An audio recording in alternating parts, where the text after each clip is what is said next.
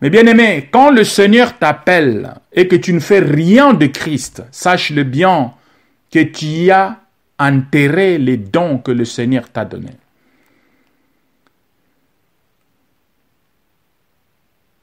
Quel est le don que le Seigneur t'a donné que tu n'utilises pas? Tu fais que des esquisses. Tu cherches des excuses. Tu as enterré ces dons. Je vais vous donner un témoignage. Au Cameroun, il y a une équipe de football qui est allée jouer dans une communauté un peu reculée, mais une communauté nationale en fait. Et quand ils ont gagné le football, le capitaine devrait prendre son véhicule pour rentrer. Il habite un peu très loin de la ville où ils ont joué le foot. Alors il avait des doutes sur lui. Son cœur lui disait que va, et l'autre cœur disait que non, il faut quand même être avec d'autres personnes pour célébrer votre victoire de football. Mais bien aimé, sa conscience est troublée entre quelle est la décision de prendre. En fait de compte, il s'est décidé qu'il devrait aller pour fêter et voyager le lendemain. Ils sont partis à la fête, ils ont fêté ensemble parce qu'ils ont gagné le foot. Et la nuit, il y a le storm qui est venu dans cette ville. L'inondation. Une forte pluie qui n'a jamais existé. Les maisons se sont écroulées. Et beaucoup de gens sont morts, y compris lui-même. Il est mort. Alors, mes bien-aimés, Dieu nous parle tantôt d'une manière ou tantôt d'une autre, comme dit Job, chapitre 33, les versets 14, 15 à 16. Malheureusement, nous ne prêtons pas attention quand Dieu parle. Si seulement qu'il avait écouté la voix de son cœur, aujourd'hui, il serait en vie. Mais du fait qu'il n'est pas de la lumière, il a préféré prendre une décision pour satisfaire les autres et en perdant sa vie. Aujourd'hui, il n'est plus en vie. Imaginez s'il avait écouté et qu'il partait chez lui, peut-être aller fêter là-bas. Certainement, il serait en vie. Mes frères et sœurs, nous sommes en train de jouer la trompette. Nous sommes en train de parler toujours. Même si certains voient que les choses que nous parlons, ça semble aussi ennuyant ou condamnant. Non, mais c'est notre devoir. Jésus-Christ nous a envoyés pour réveiller les gens. Es-tu parmi les serviteurs qui ont reçu du talent, 2 talents ou bien 1 talent? Quel est le talent que toi tu as enterré sous le soleil? Quel est le talent que tu as enterré dans la terre?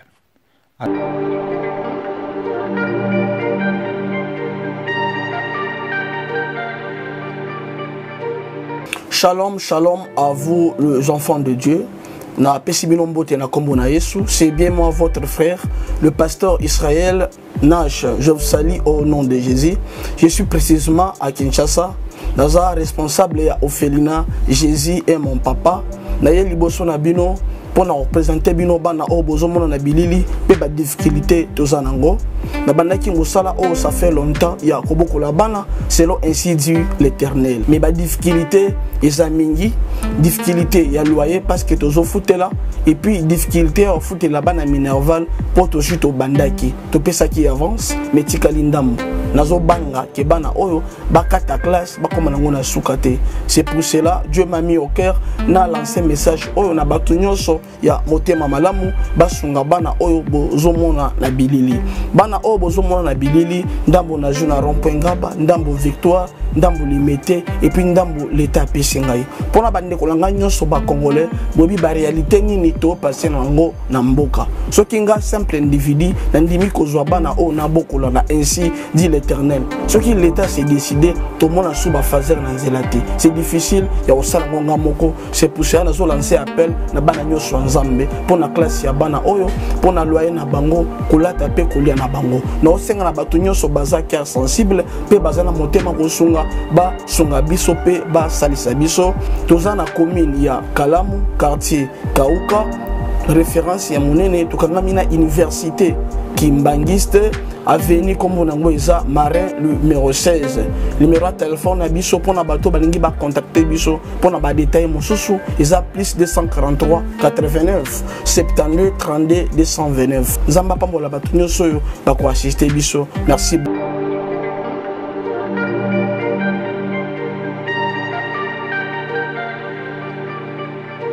Zana, béni soit celui qui vient au nom de l'Éternel.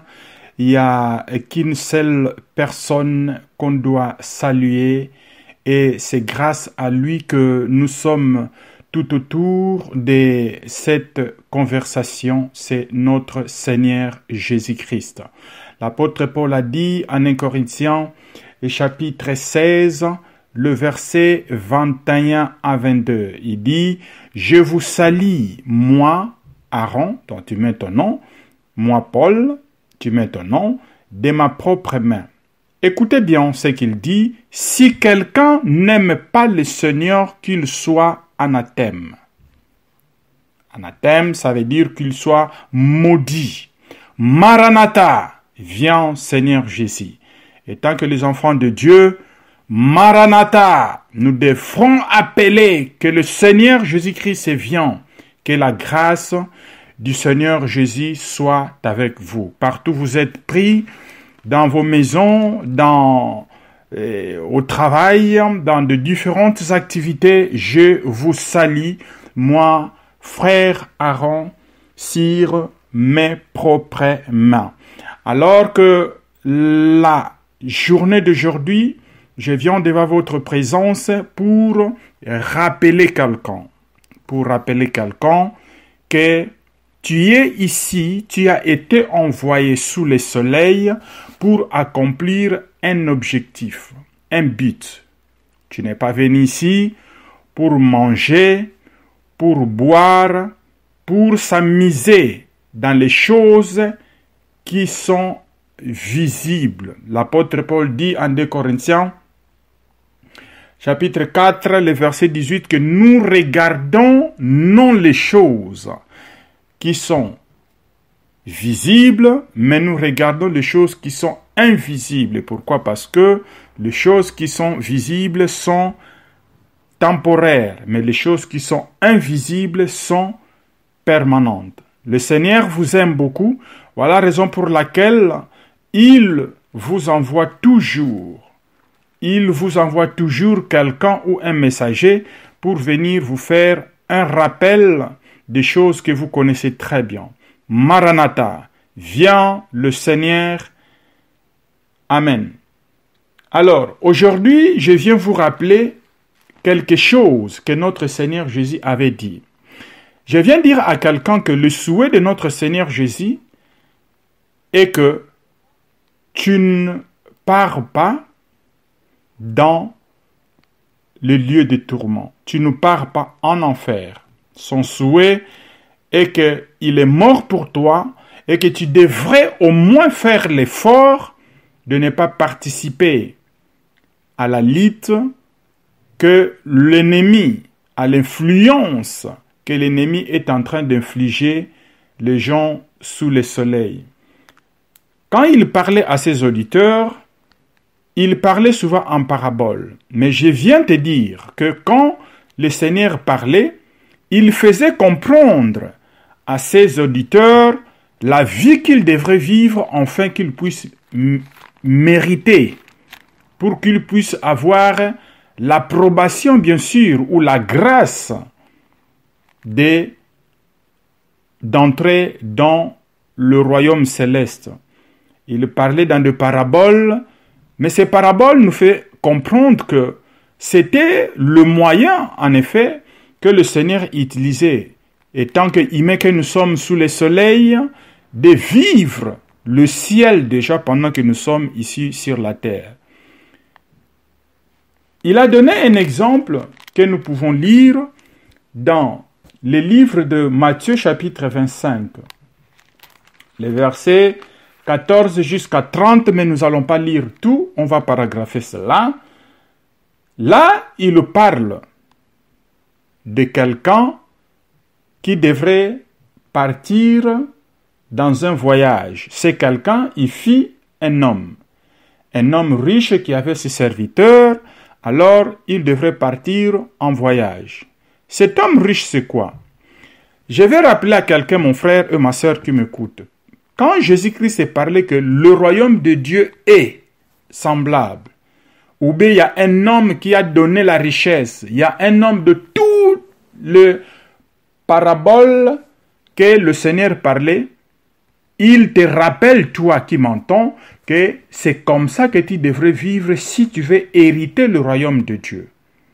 Vous voyez? Donc, il expliquait les choses spirituelles d'une manière que ses auditeurs puissent comprendre ce que réellement il voulait dire en prenant des exemples que eux, ils voyaient, ils peuvent comprendre. Cet homme qui devrait partir en voyage, c'était qui? C'était que lui-même, le Seigneur Jésus-Christ. Alors il dit quoi? Il avait 3 travailleurs. Le premier, il lui a donné 5 talents. 5 talents. Et le deuxième, il lui a donné 2 talents. Et le troisième, ou la troisième personne lui a donné un seul talent.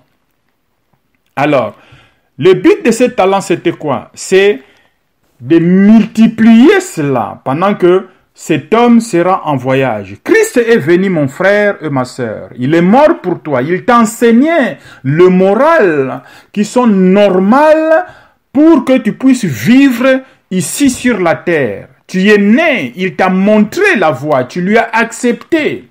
Alors, il a investi en toi. Il n'y a aucune personne qui est sous le soleil qui n'a pas un don. Il a investi en toi pour que ces dons-là, tu puisses cultiver cela.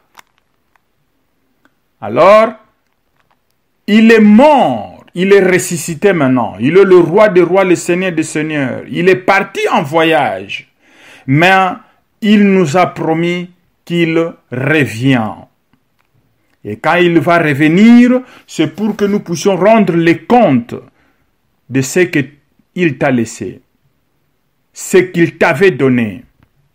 Est-ce que mon frère, ma sœur, tu es en train d'exploiter cela en cherchant à multiplier cela ou comment?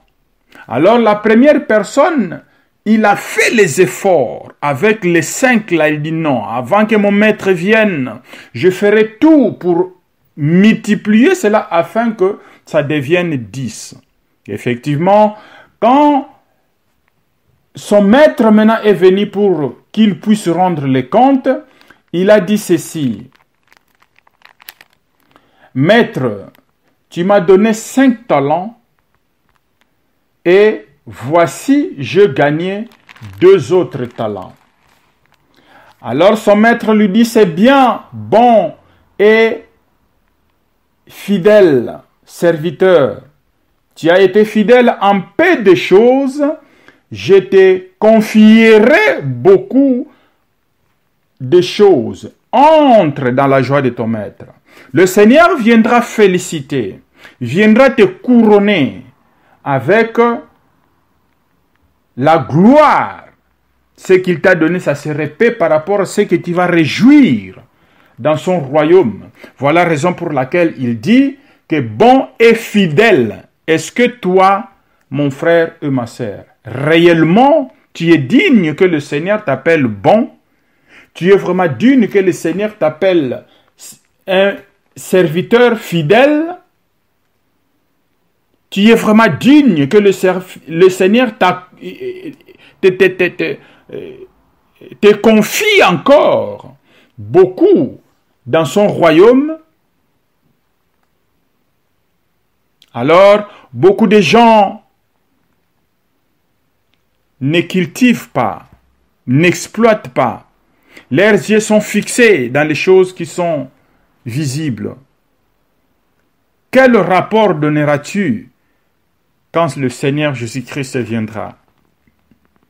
Et la deuxième personne, bien entendu, lui de son côté également, il s'est présenté. Il a dit, Seigneur, tu m'avais donné 2 talents.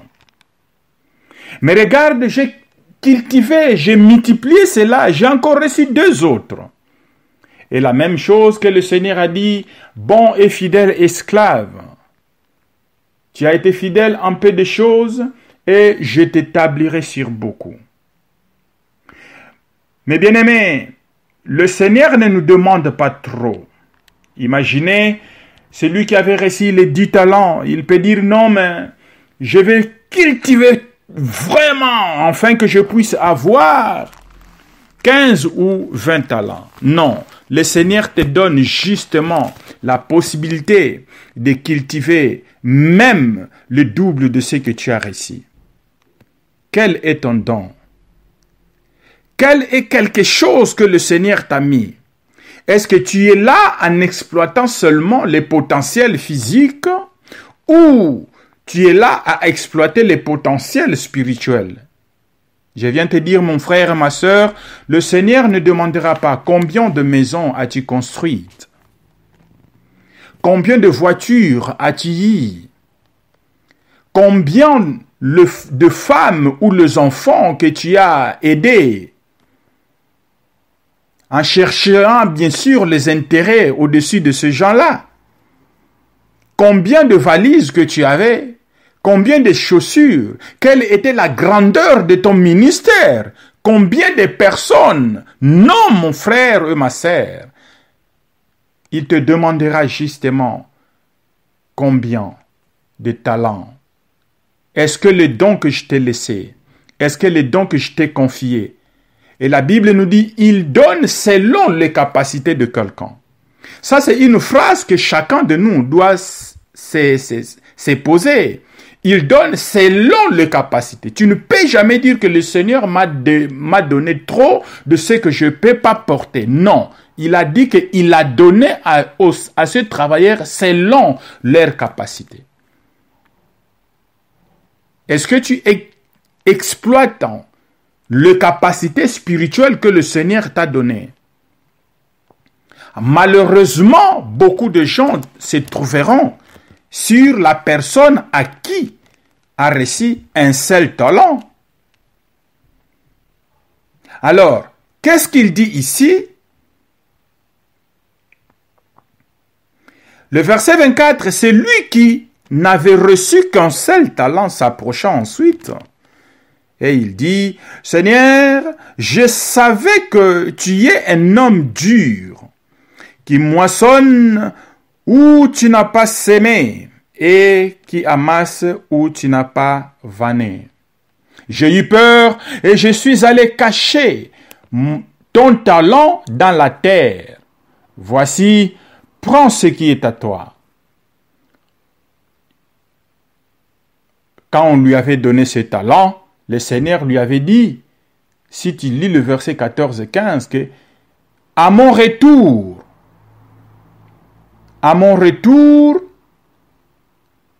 vous donnerez les comptes.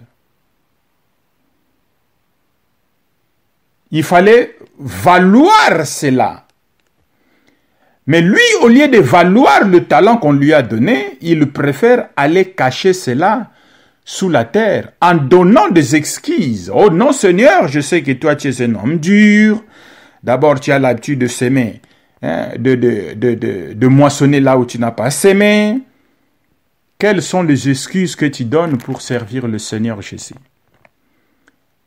Parce que j'ai beaucoup d'enfants. Parce que mon enfant embête trop, je ne peux pas aller à l'évangélisation. Parce qu'il a plu aujourd'hui, je ne peux pas aller à l'église. Je n'ai pas de beaux vêtements pour me présenter au Seigneur. Parce que j'ai honte de mes amis quand ils vont m'entendre parler de Dieu. J'ai honte de ma femme. J'ai honte de mon mari. On cherche des excuses que le Seigneur aujourd'hui comprendra. Mais bien-aimé, je viens te dire une chose. Ce sont ces excuses que la personne qui avait reçu un talent donnait devant le Seigneur.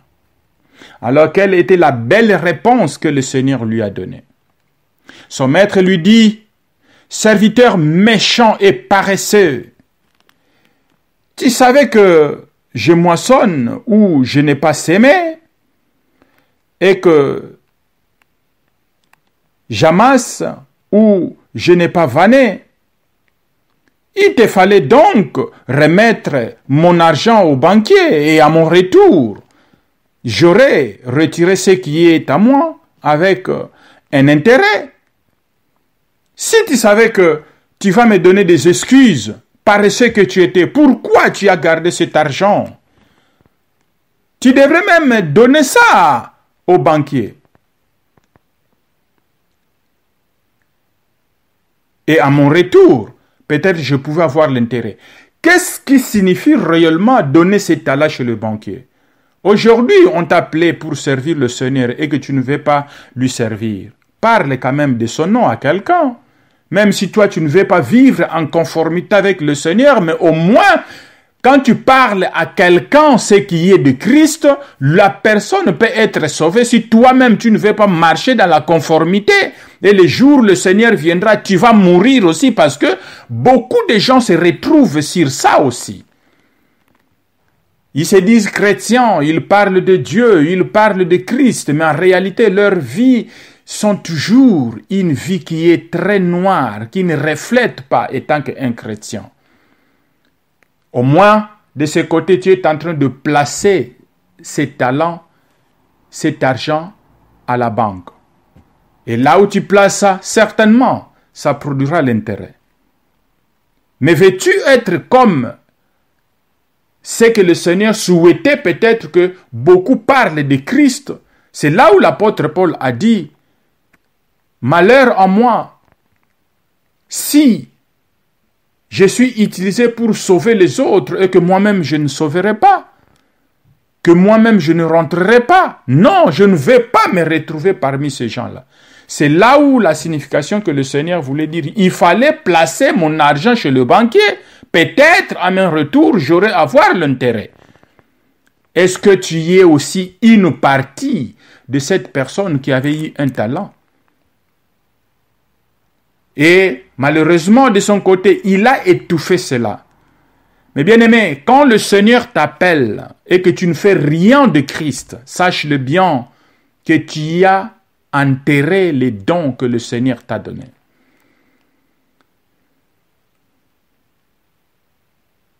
Quel est le don que le Seigneur t'a donné que tu n'utilises pas?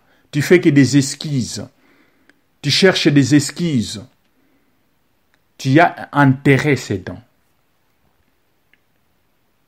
Et dans certains endroits, tu ne veux même pas te faire comprendre ou connaître comme si tu étais chrétien. Alors il dit, ôtez-lui donc le talent et donnez-le à celui qui a le dû talent. Car on donnera à celui qui a et il sera dans l'abondance. Mais celui qui n'a pas, on ôtera même ce qu'il a. Et les serviteurs inutiles, jetez-les dans les ténèbres du dehors, où il y aura de pleurs et de grincements de dents. Qu'est-ce que tu fais pour Christ? Chaque jour, avant d'aller au lit, pose-toi la question. Aujourd'hui, qu'est-ce que je fais pour Christ? Est-ce que je travaillais pour lui? Ou bien je travaillais pour mon intérêt égoïste? Ou je travaillais pour moi-même? Mais bien aimé, nous avons 7 jours. Est-ce que tu travailles pour Christ que le dimanche pour aller à l'église et d'autres jours, tu n'arrives pas des fois à lire même 1 ou 2 versets de la Bible ou à méditer sa parole? Chaque jour, mon frère et ma sœur, je l'ai toujours dit, vis, c'est comme si c'était ton dernier jour sous le soleil. Je vais vous donner un témoignage. Au Cameroun, il y a une équipe de football qui est allée jouer dans une communauté un peu reculée, mais une communauté nationale en fait. Et quand ils ont gagné le football, le capitaine devrait prendre son véhicule pour rentrer. Il habite un peu très loin de la ville où ils ont joué le foot. Alors il avait des doutes sur lui.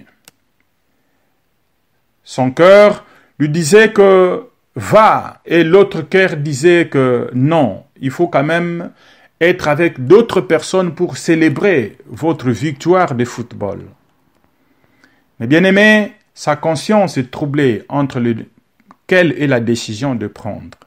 En fait de compte, il s'est décidé qu'il devrait aller pour fêter et voyager le lendemain.